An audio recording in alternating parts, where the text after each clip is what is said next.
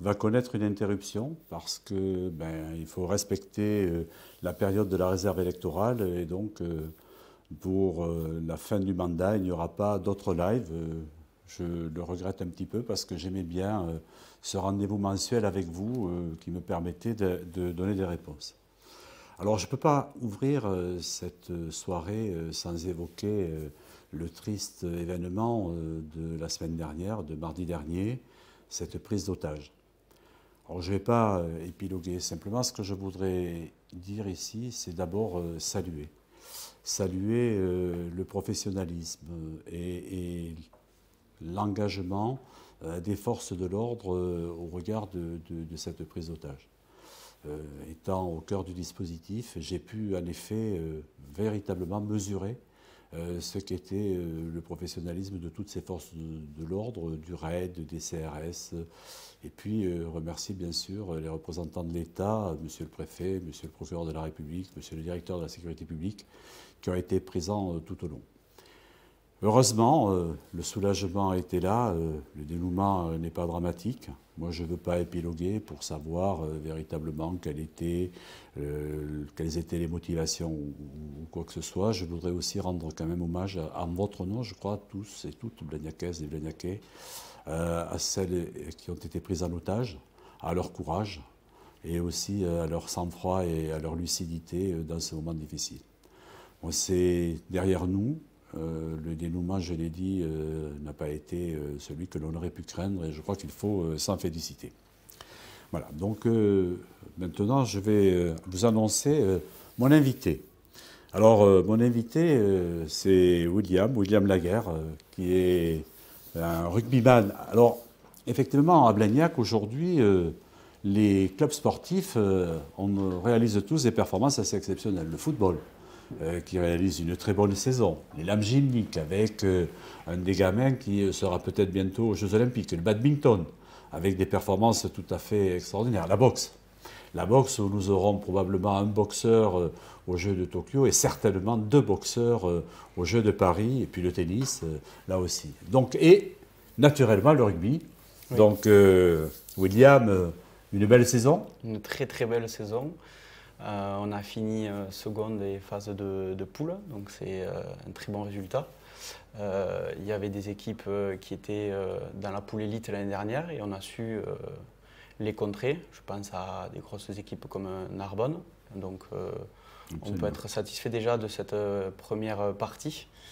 Et cette seconde partie où on a... Voilà, c'est la suite qui s'annonce. Bon, moi j'étais bien sûr, parce que je vous ai suivi tout au long de la saison, j'ai été un pratiquant de ce jeu. J'ai porté le maillot du Blagnac Sporting Club pendant plusieurs saisons.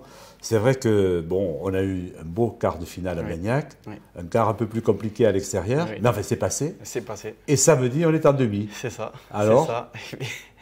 Quand on gagne comme ça, on a envie d'aller maintenant. On a envie d'aller au bout, quoi. C'est merveilleux. C'est un groupe qui vit très très bien. On a de très bons résultats. Ça fonctionne, quoi. Pour le coup, c'est vraiment extraordinaire de vivre des aventures comme ça, de se dire de faire une demi-finale Fédéral 1. Voilà. Je me souviens, moi j'étais en Fédéral 2, j'ai pu faire toutes les étapes pour arriver jusqu'à la finale. Je m'en souviens comme si c'était hier, donc j'espère qu'on va revivre les mêmes émotions. Ben, j'en suis sûr, William. Alors qu'est-ce qu'on peut craindre de cette équipe de Valence? Ils étaient dans la poule, hein. Moi j'étais au match à Blagnac, match extraordinaire quand même. Hein. Oui, beaucoup d'intensité. Oui. Après ils sont professionnels, eux. Ils s'entraînent tous les jours, ils ont des automatismes, ils s'entraînent. Chose que nous, à côté, on a des boulots qui ne nous permettent pas de nous entraîner comme eux et voilà, d'être beaucoup plus à l'aise sur des temps de jeu comme ça. Mais c'est une finale, c'est une demi-finale, donc bon, tout peut arriver. Il y a des paramètres qui vont rentrer, d'autres paramètres qui vont rentrer en jeu. C'est sûr qu'on a perdu 2 fois contre eux, mais il y a déjà un gros match qui nous attend ce week-end, samedi. J'espère qu'il y aura beaucoup de Blagnacaises et de Blagnacais autour du stade. Parce que le club de rugby de Blagnac, certes, c'est cette équipe Fagnon aujourd'hui en demi-finale, mais c'est des cadets qui ont échoué aussi aux portes de la demi. Oui. C'est les espoirs qui eux, sont effectivement en demi. Puis c'est les filles qui ont aussi perdu en demi-finale. Mais enfin, ça veut dire quand même une très belle saison rugbystique à Blagnac. Le club fonctionne bien, oui, c'est tout qui fonctionne. Nous, c'est vrai que là, on est mis en lumière, mais il y a tout qui fonctionne bien. L'école de rugby, il y a un centre de formation qui est mis en place.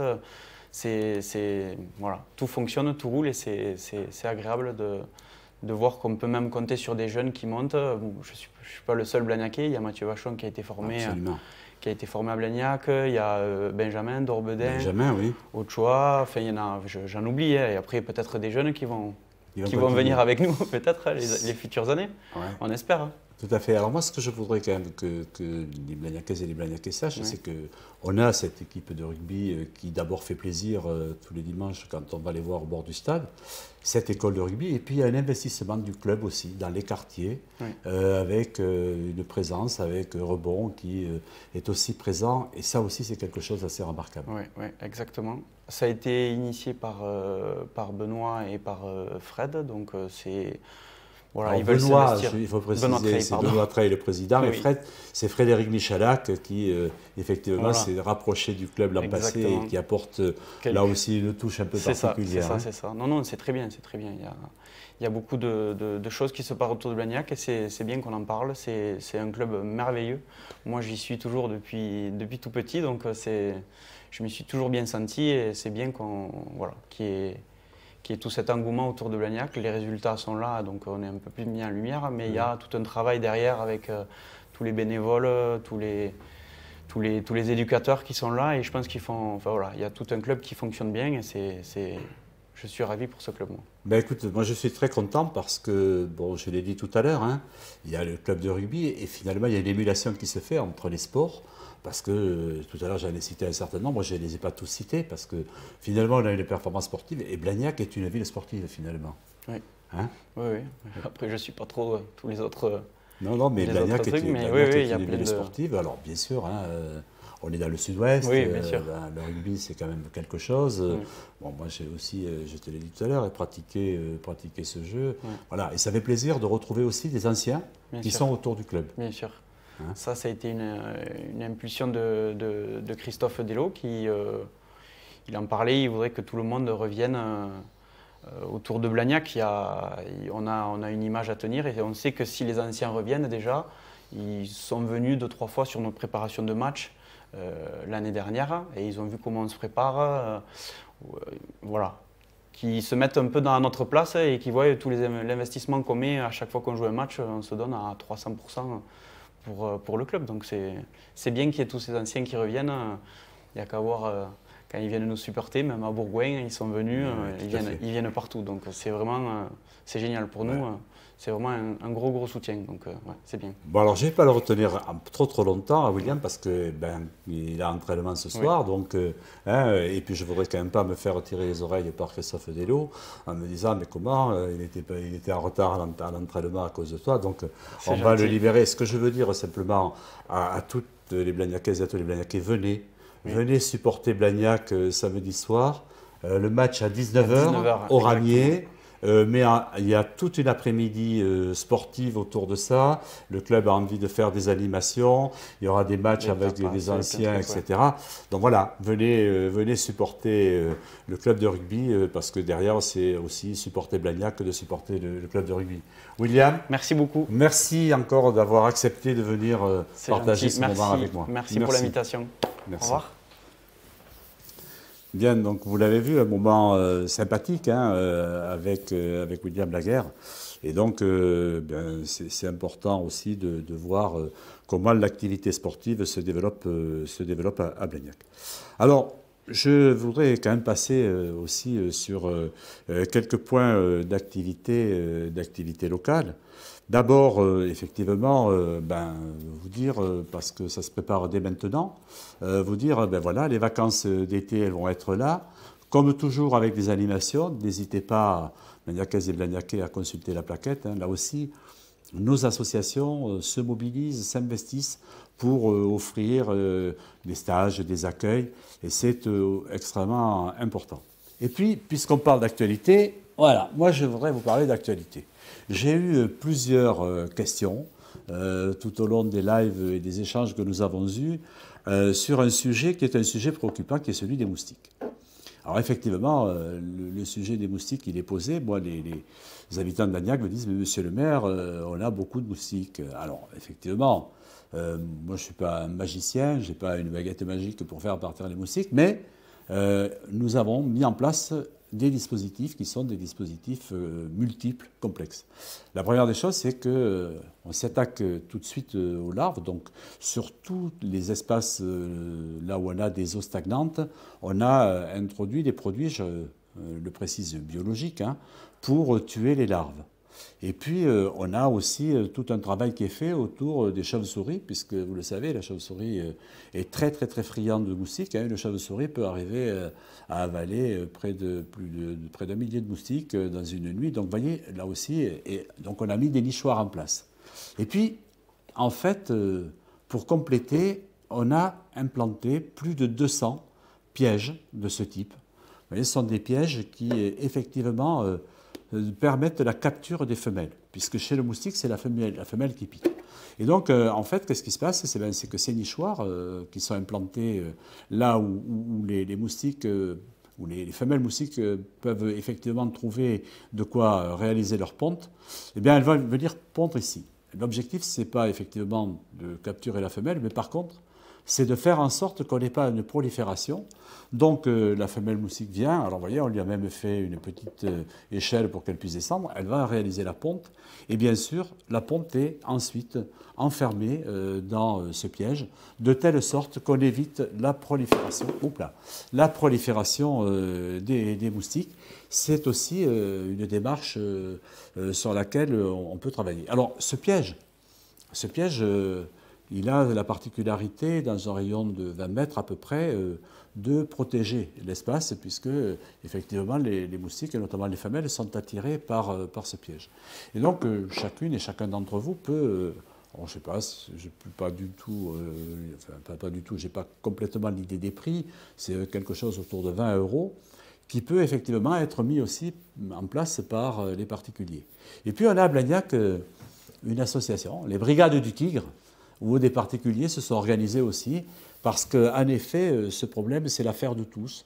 C'est l'affaire de nous tous. On a aujourd'hui ce problème, et je pense que les Blagnacaises et les Blagnacais, ils sont comme moi, ils aimeraient bien, quand l'été est là, pouvoir manger dehors le soir, sans pour autant être complètement investi par les moustiques. Donc voilà, on met en place un dispositif, on va pouvoir mesurer quels en sont les effets, mais dans tous les cas, 200 pièges, ça devrait nous permettre malgré tout d'avoir des résultats. Bien, alors maintenant je vais en venir à des questions qui m'ont été posées par les Blagnacais entre les deux sessions ou depuis le dernier live. Et Bri Sidou me dit, mais où sont passés les arbres et la végétation de la place des Arts? Et bien sûr, elle s'inquiète de ce que peut être un îlot de chaleur. Et je dirais à Bri Sidou, en effet, que cette place des Arts a été minéralisée. Pourquoi est-ce qu'elle est minéralisée? Parce que la place des Arts a vocation à accueillir le marché du samedi. Et d'ailleurs, à partir du 31 août, le marché va remonter sur la place des Arts. Vous allez me dire, mais pourquoi il était bien au ramier? Bon, il est bien au ramier, certes, quand il ne pleut pas. Il est bien au ramier aussi quand il n'y a pas de vent. Parce que quand il y a du vent, nous avons quand même beaucoup de commerce de bouche sur le marché. Ça veut dire que quand il y a du vent, il y a de la poussière, et que la poussière, elle vient sur les aliments. Et là, même d'un point de vue sanitaire, nous serions en infraction si, effectivement, nous ne prenions pas des dispositions. Mais, et je rejoins complètement la préoccupation de Bri Sidou, il va falloir qu'on trouve les moyens, en dehors du marché, de végétaliser, de trouver des solutions de végétalisation de cette place. Alors, moi, j'ai demandé au service, et puis on va lancer une étude aussi pour voir pourquoi on ne pourrait pas avoir... Alors, on a déjà, malgré tout, un certain nombre d'arbres qui ont été plantés dans le parking, qui ressortent. On va bien sûr mettre pas mal de jardinières. Mais pourquoi ne pas imaginer d'avoir des grandes jardinières amovibles avec des arbres qu'on pourrait déplacer, enlever pour le marché, remettre, etc. Donc, pourquoi ne pas imaginer des pergolas? Donc, tout ça est effectivement aujourd'hui à l'étude, parce qu'il faut en effet éviter de créer sur cette place du marché un îlot de chaleur. Donc merci de vous intéresser de votre intervention, Bricidou. Croyez-moi, nous sommes aujourd'hui complètement en réflexion pour arriver à trouver des solutions. C'est CED et Bernard qui, eux, souhaitent connaître le périmètre d'action d'Allo Blagnac. Alors, Allo Blagnac concerne effectivement tous les problèmes du quotidien. Pourquoi est-ce qu'on a mis en place Allo Blagnac? On a mis en place Allo Blagnac pour rationaliser les demandes qui sont faites par les Blagnacaises ou les Blagnacais. C'est-à-dire que jusqu'ici, on avait des coups de téléphone, les gens rappelaient dans les services ou au secrétariat ou à l'accueil, ou bien on avait des mails, ou bien etc. Et donc, ce qu'on avait observé, c'est qu'à partir de là, un certain nombre de demandes n'étaient pas forcément traitées. Donc, quand on a mis en place Allo Blagnac, c'est pour avoir un réceptacle de toutes les demandes qui sont formulées. Et donc, quelles sont ces demandes? Ça peut être aussi bien, il y a des dépôts sauvages, il y a un panneau qui a été abîmé, il y a un éclairage public qui ne fonctionne pas, il y a des espaces verts qui sont prolifiques. Bref, tout ce qui ne concerne pas la sécurité peut et doit être signalé à travers Allo Blagnac. Et moi, je dois aujourd'hui quand même me féliciter les services de la ville de Blagnac, bien sûr, mais aussi ceux de la métropole, parce que nous arrivons aujourd'hui à près de 3/4 des questions posées qui sont solutionnées dans les 3 ou 4 jours. Ça veut dire en effet que les problèmes qui se posent, ce sont des problèmes du quotidien pour lesquels on n'a pas besoin de grandes interventions. Alors les autres 25% qui ne donnent pas lieu à ce traitement donnent lieu à des études, à des démarches, pour effectivement trouver des solutions qui méritent des analyses et des études préalables. Ce que je voudrais dire, c'est que, en revanche, les questions de sécurité ne doivent pas passer par Allo Blagnac. Il y a la police municipale, et donc dès lors qu'il y a des problèmes d'incivilité, il y a effectivement, et il faut appeler la police municipale. Et puis, sur les questions de sécurité, il y a aussi le 17. Alors là aussi, je voudrais rappeler ce que nous avons mis en place. Et bien sûr, naturellement, les Blagnacaises avaient le réflexe et l'habitude d'appeler le commissariat de police. Je ne dis pas qu'il ne faut plus l'appeler. Mais ce qu'il faut appeler en priorité, c'est le 17. Pourquoi faut-il appeler le 17? Parce que nous avons des véhicules de police nationale qui tournent dans les rues de Blagnac. Aujourd'hui, nous avons entre 2 et 3 équipages par jour et 1, 2, voire parfois un peu plus d'équipages qui tournent la nuit. Et ces équipages, bien sûr, sont connectés au central. Si demain, vous avez un incident quelque part, si vous appelez le 17, l'agent qui est au 17 va cartographier, va voir où se trouve le véhicule. Et donc, il va faire venir le véhicule qui est le plus près. Et ce n'est pas utile d'appeler le commissariat, il faut appeler le 17, et à ce moment-là, on a ça. Simplement un exemple sur le malheureux incident de mardi dernier. La police nationale était sur place 2 minutes après que l'on ait été informé de la prise d'otage. Pourquoi 2 minutes? Parce qu'effectivement, cette prise d'otage, elle a donné lieu à l'intervention du 17, qui a prévenu qui? L'équipage qui était le plus près. Ils ne sont pas arrivés en 2 minutes par hasard, ils sont arrivés en 2 minutes parce qu'ils n'étaient pas très loin. Et donc ce que je voudrais vraiment que l'on intègre tous, c'est cette idée que ce qui est le plus important, c'est d'appeler ceux qui sont en capacité d'intervenir le plus rapidement possible et donc qui sont le plus près possible du lieu où a lieu le problème et l'incident. Donc voilà, je pense, et j'espère, Ced et Bernard, avoir répondu à votre question. Alors Daniel voudrait qu'il y ait plus de contrôle sur la déchetterie. Plus de contrôle, ça veut dire, au fond, il faudrait que la déchetterie soit réservée aux Blagnacais. Ce que je dois dire, Daniel, c'est qu'aujourd'hui, la déchetterie, c'est une déchetterie métropolitaine. C'est-à-dire qu'elle n'est pas réservée aux Blagnacais. Et que, comme des non-Blagnacais peuvent venir à la déchetterie de Blagnac, des Blagnacais peuvent aller dans les déchetteries de Corle-Barieux ou des alentours. L'objectif, là aussi, c'est de permettre d'avoir un service quasiment 7 jours sur 7. Parce que notre déchetterie donc, est ouverte le dimanche, vous le savez, le matin, mais elle est fermée l'autre jour. Et là, une autre déchetterie est ouverte.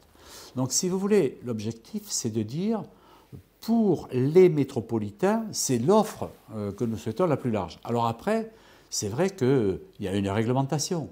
On ne peut pas laisser forcément des habitants venir 5 fois pour amener des gravats, d'autant qu'on a d'autres dispositifs pour ça. Et c'est vrai qu'on est obligé de réglementer. Mais sachez que ce dispositif est un dispositif qui est un dispositif géré par la métropole. Je crois qu'il donne satisfaction à nos concitoyens. Et donc voilà pourquoi, Daniel, on ne peut pas, comme on l'avait à une certaine époque, avoir une carte exclusivement réservée aux Blagnaquais. Alors, Jean-Claude, lui, il s'inquiète de la réduction annoncée des tournées de ramassage des ordures ménagères et du tri sélectif. Alors, je dirais à Jean-Claude que bon, là, il faut vraiment distinguer deux choses.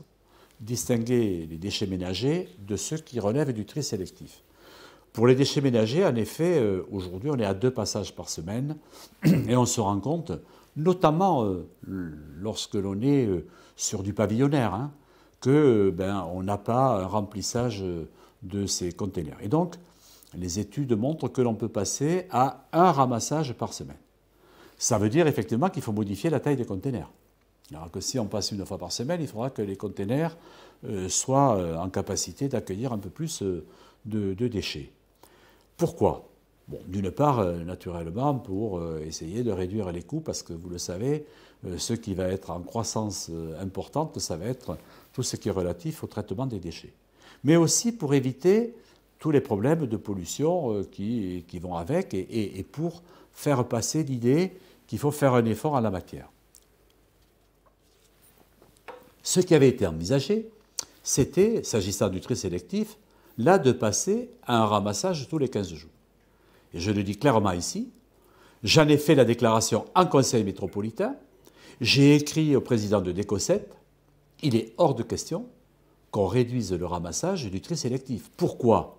On ne peut pas vous dire, Blagnacaise, Blagnaquais, nous vous encourageons à faire du tri sélectif, et vous dire en même temps, faites du tri sélectif, mais vous n'aurez pas forcément la place pour pouvoir mettre les éléments que vous triez.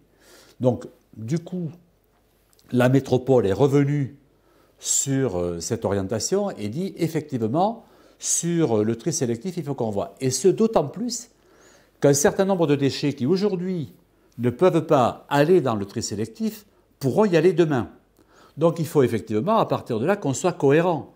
On ne peut pas dire en même temps, nous vous encourageons à faire du tri, et puis vous dire, ouais, mais on ne pourra pas collecter ce que vous avez trié. Donc là-dessus, vous pouvez compter sur moi, Jean-Claude, pour que nous tenions... bon, moi j'accepte effectivement, compte tenu de ce que j'ai dit, le passage à 1 tournée par semaine pour les déchets incinérables. En revanche, je n'accepterai pas que l'on réduise la fréquence du ramassage pour le tri sélectif. Voilà donc les différents éléments. Alors là, j'ai des demandes qui me sont intervenues. Je vais quand même regarder s'il n'y en a pas d'autres. Mais bon, j'avais une demande qui m'avait été formulée, qui était la suivante. Création d'un canipark dans le parc d'Audissus. Donc c'est Stéphanie qui nous fait cette proposition. Ce n'est pas la seule, parce que j'ai déjà eu une demande similaire. Alors un canipark, c'est un espace dans lequel effectivement les chiens sont là pour pouvoir jouer entre eux, et c'est un espace qui n'est pas l'espace pour que les chiens fassent leurs besoins, hein, c'est ça. Et le canipark, j'ai bien compris que c'était ça. Alors effectivement, on va regarder, on va étudier ce dispositif. Alors puisque l'occasion m'en est donnée, je voudrais là aussi vous faire part de la réflexion que nous avons engagée par rapport à cette problématique des chiens et des animaux en général. Aujourd'hui, nous sommes en fort déficit de refuges pour animaux. Et notamment sur notre secteur, nous sommes en fort déficit. J'ai rencontré la semaine dernière les associations qui sont sur un dispositif comme celui-là. J'ai engagé, avec mes collègues de l'ancien Blagnac Constellation, à savoir Seille, Cornebarieux, Aussonne, Mondonville, des démarches, Beauzelle bien sûr, visant à regarder comment nous pourrions trouver un foncier pour aller vers la création d'un refuge. Il y a là-dessus aujourd'hui un problème autour de cela. Nous avons des animaux errants, nous avons du ramassage d'animaux, nous avons aussi des proliférations. Les chats qui sont sauvages là-dessus, et puis effectivement qui font des petits en permanence. Donc il faut qu'on soit attentif à tout cela. Donc le canipark, il faut qu'on voit dans quelles conditions on peut faire ça. Et puis je vous l'ai dit, avoir aussi une réflexion autour de cette capacité d'accueil des animaux. Anaïs, elle me dit, à propos du parking, j'ai trouvé la grille d'accès du parking centre fermée avant 22 heures. Alors, merci Anaïs d'abord de nous envoyer cette information. Pourquoi? Parce que ce n'est pas ce qui est prévu. Donc, alors on est en phase de test, le parking a ouvert il y a 15 jours, on est en train de tester, de roder des choses. Samedi, on a eu un incident d'une voiture qui n'a pas pu passer, donc on va enlever les terre-pleins centrales en dur pour mettre des panneaux plastiques, des piquets plastiques mobiles. Bref, là aussi, ceux qui sont en capacité de dire qu'au premier coup, ils peuvent faire complètement comme les choses pour qu'elles fonctionnent, tant mieux pour eux. Moi, j'ai l'humilité de penser qu'à un moment, l'expérience nous permet de corriger les dysfonctionnements. Vous avez raison, Anaïs, le parking, normalement, on l'a dit, il est donc un accès gratuit pendant 2 heures la journée, et puis il est gratuit le soir de 19h jusqu'à minuit. Alors bien sûr qu'après il est fermé. Il est fermé parce que derrière, ce qu'attendent aussi les Blagnacaises et les Blagnacais, c'est que derrière ce parking soit sécurisé. Mais il n'y a pas de raison qu'il soit fermé, à 22 heures. Alors je regarde si j'ai... Alors oui, j'ai une question. Question de cette call. À quand des ralentisseurs avenue du Général de Gaulle? Sur chacune des avenues ou des rues de Toulouse, nous avons le problème de la vitesse. Le problème de la vitesse n'est pas nouveau. Alors, on a mis en place des ralentisseurs. Et bien sûr, les ralentisseurs, le problème, c'est que vous le savez, ils créent des nuisances, et notamment des nuisances sonores. C'est-à-dire que quand on a un ralentisseur, 2 choses. D'une part, les personnes ralentissent et puis accélèrent. Donc ça veut dire qu'on a un surbruit lié à cela. D'autre part, quand ça tape, ça fait du bruit. Aujourd'hui, nous avons opté pour la mise en place de radars pédagogiques. Lorsque l'on voit effectivement le signal de la vitesse qui s'allume, qui clignote en rouge, c'est de nature effectivement à dire au conducteur, attention, je roule trop vite.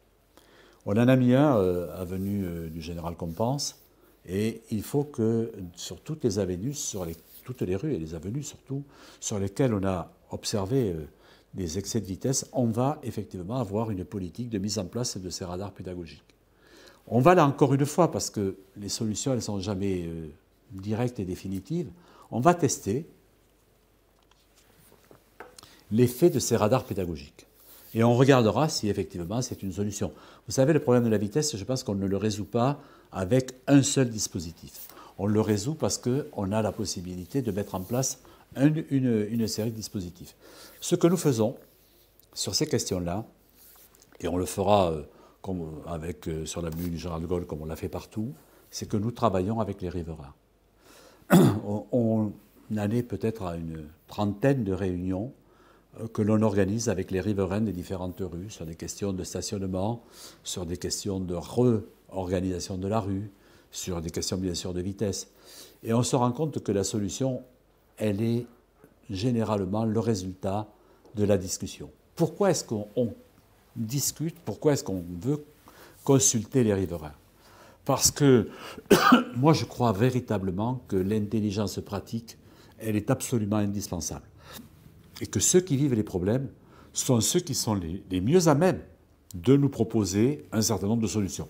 Alors après, les solutions, elles sont fiables, elles sont réalisables, effectivement, tout cela se pose. Mais c'est important que l'on puisse déterminer cela. Alors, je vois que l'heure tourne, on va arriver au terme de cette rencontre. Bon, vous l'avez compris, j'aurais souhaité pouvoir continuer avec vous des échanges, pouvoir vous amener des informations, mais il faut véritablement respecter la période de réserve et je me tiens de façon extrêmement stricte à cela. Je voudrais quand même, pour terminer, vous donner un certain nombre de rendez-vous. D'abord, celui-là, hein, Luluberlu. Vous le savez, ce festival jeune public du 22 au 26 mai. Et là aussi, nous avons l'ambition de faire de ce festival le festival jeune public d'Occitanie avec Montpellier. Il faut partager. Et il y a déjà un festival jeune public à Montpellier et il y a un festival jeune public à Blagnac, c'est Luluberlu. C'est quelque chose de magique qui s'adresse aux enfants, qui partage à la fois l'investissement d'un certain nombre d'associations, des moments où les enfants sont acteurs, et puis le spectacle, qui est donné aussi dans la grande salle. Le 15 juin, l'hôtel de ville sera achevé, il sera achevé fin mai, mais le 15 juin, le matin, de 9h30 à 12h, les Blagnacaises et les Blagnacais qui le souhaitent, après le marché, pourront venir, puisque nous aurons les portes ouvertes, avec une visite guidée, commentée, et bien sûr, on fera une inauguration, parce qu'il faut symboliquement inaugurer, mais ce qui nous paraît le plus important, c'est effectivement d'ouvrir les portes aux Blagnacaises et aux Blagnacais pour qu'ils puissent d'abord avoir un guide pour se promener dans l'hôtel de ville et puis les commentaires qui sont là-dessus. Les 4, 11 et 13 juin, nous allons poursuivre. Alors, vous savez que nous avons organisé donc une présentation dans l'accueil de l'hôtel de ville de notre stratégie d'aménagement. Mais il s'avère que tout le monde n'a pas pu venir et surtout qu'on ne l'a pas fait. Et donc, le 4, le 11 et le 13 juin, cette exposition sera faite dans les quartiers pour que celles et ceux d'entre vous qui n'ont pas pu venir à l'hôtel de ville voir quelles étaient et quelles sont les stratégies d'aménagement qui ont été proposées, de voir cette cartographie de la ville, puissent effectivement être là. Et puis, le 19 juin, nous aurons la pose de la première pierre de la première opération de requalification du quartier des Cèdres. Le quartier des Cèdres, le quartier des Baradelles, est un quartier qui va connaître une profonde révolution. Alors, cette révolution, elle va s'étaler sur 10 ans, hein, c'est une refonte du quartier, mais il y a une première opération qui démarre, et donc le 19 juin, rendez-vous pour celles et ceux qui le souhaitent à l'occasion de la pose de la première pierre de cet premier immeuble de requalification, puisqu'il faut construire un immeuble pour pouvoir loger les gens qui sont dans ceux qui vont être détruits. Donc on construit un immeuble, on va reloger les habitants dans cet immeuble, donc dans les appartements neufs. Ça va nous permettre de remplacer, de détruire l'immeuble ancien qui est vétuste, qui ne répond plus aux normes. Puis on va reconstruire là un nouvel immeuble, on va redéplacer des gens, de telle sorte que l'on rentre dans une opération qu'on appelle une opération de reconstruction-démolition. Et puis le 23 juin, rendez-vous au Ramier pour cette fête champêtre. Nous avons eu la première édition de cette fête champêtre l'an passé. Ça a été un succès. Nous avons servi près de 2000 repas. Il y a près de 5000 Blagnacaises et Blagnacais qui ont pu profiter de cela, puisque si on ne veut pas prendre la paella qui est proposée à 5 € par la ville, on peut amener son pique-nique, on peut utiliser les tables, il n'y a pas de problème. Il y a les animations, il y a la garde d'enfants pour permettre effectivement aux familles de profiter de ce moment. Et donc c'est un format identique. Mais il y a la veille de la fête champêtre, une soirée qui est réservée un peu plus aux familles mais aux adolescents aussi, qui est la soirée DJ Fanou. C'est là aussi un moment convivial qui a été très apprécié l'an dernier. Alors c'est vrai que le public, on n'avait pas imaginé ça. C'est le public des familles aussi qui vient parce que les adolescents, ils aiment bien venir passer un moment. Les plus âgés, eux, continuent probablement à aller en ville. Et on a toujours pour ça le Noctambus qui leur permet d'y aller. Et on aura cette soirée. Et puis, le 30 juin, ce sera l'ouverture des estivités.